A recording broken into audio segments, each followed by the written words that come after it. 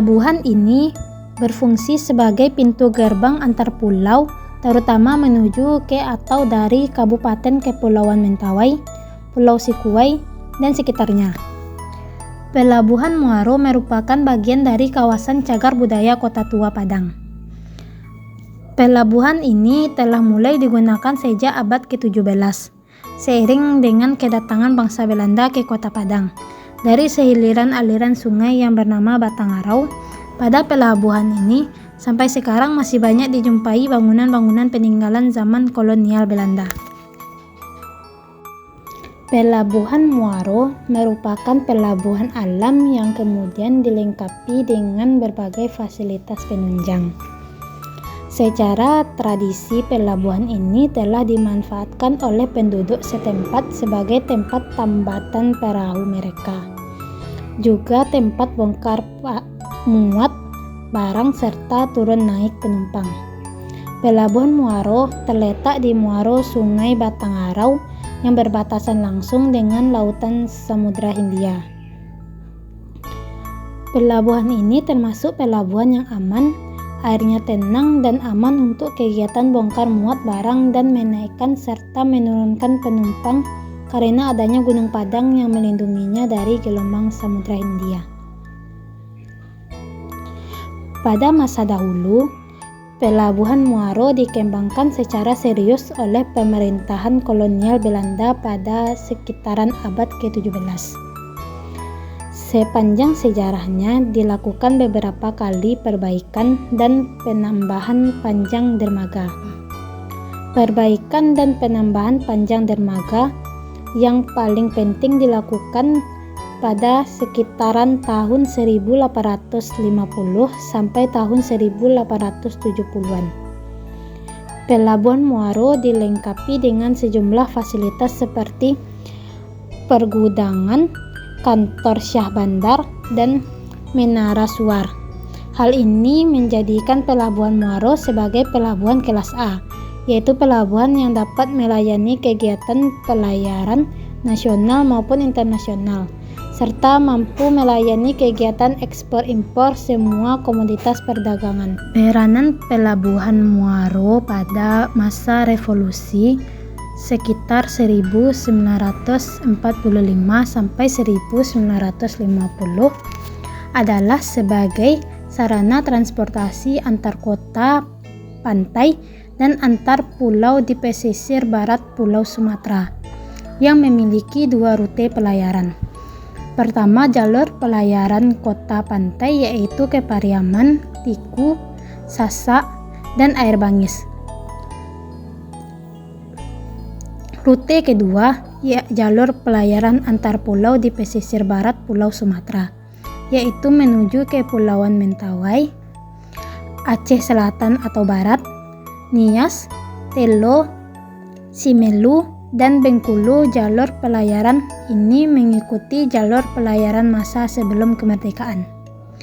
Komoditas perdagangan yang diperdagangkan adalah getah yang terdiri dari getah kering, basah, dan getah mesin, tembakau, cengkeh, pala, gambir, kopi, robusta, teh, kulit manis, damar, dan kopra. Peranan Pelabuhan Muaro pada masa Orde Lama sekitar 1950 sampai 1965 dapat dilihat dari perkembangan jalur pelayaran di pesisir barat Pulau Sumatera yang menjadikan Padang sebagai pusat perdagangan dan jalur pelabuhan di pesisir barat Pulau Sumatera. Jalur pelayaran dari Pulau Barat ke utara menghubungkan Kota Padang dengan Pariaman, Tiku, Sasak, Air Bangis, dan Pulau Telo di Kepulauan Nias. Sedangkan ke selatan menghubungkan Kota Padang dengan Painan dan Indrapura. Sedangkan pada masa Orde Baru, peranan Pelabuhan Muaro ini sebagai sarana transportasi antar kota pantai dan antar pulau di pesisir barat Pulau Sumatera masih berfungsi dan berperan besar sebagai pelabuhan pembantu bagi perkembangan pelabuhan Teluk Bayur. Komoditas perdagangan yang diperdagangkan antar pulau di pesisir barat Pulau Sumatera adalah cengkeh, karet, minyak, pala, kopra, teh, dan timah. Komoditas perdagangan ini adalah hasil bumi Sumatera Barat yang ditransitkan di pelabuhan Muaro Padang yang kemudian diperdagangkan di pantai barat Pulau Sumatera seperti ke Kepulauan Mentawai, Nias atau Telo, Aceh Selatan atau Barat, Simelu, dan Bengkulu. Kegiatan jasa angkutan barang antar pulau di pesisir barat Pulau Sumatera, pelayarannya tidak memiliki rute dan waktu yang ditetapkan, tetapi sesuai dengan kebutuhan pemakai jasa.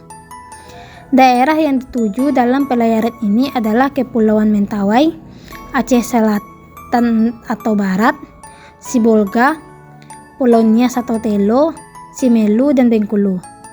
Komoditas perdagangan yang dibawa dari pelabuhan Muaro Padang ke pulau yang ada di pesisir barat Sumatera adalah 9 kebutuhan pokok dan bahan bakar minyak atau BBM.